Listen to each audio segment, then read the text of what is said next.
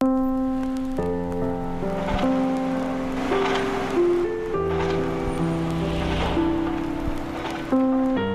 Auntie， 當年阻住你買嘢，唔好意思啊。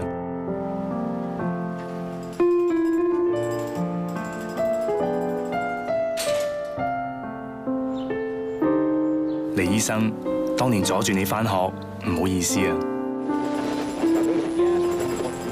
何經理，當年塞住你返工條路，唔好意思啊。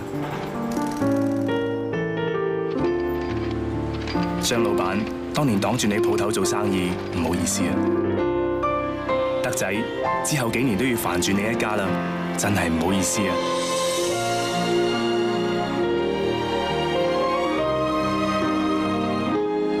我哋以前同而家都一直為你鋪路，香港鐵路用心鋪出新里程。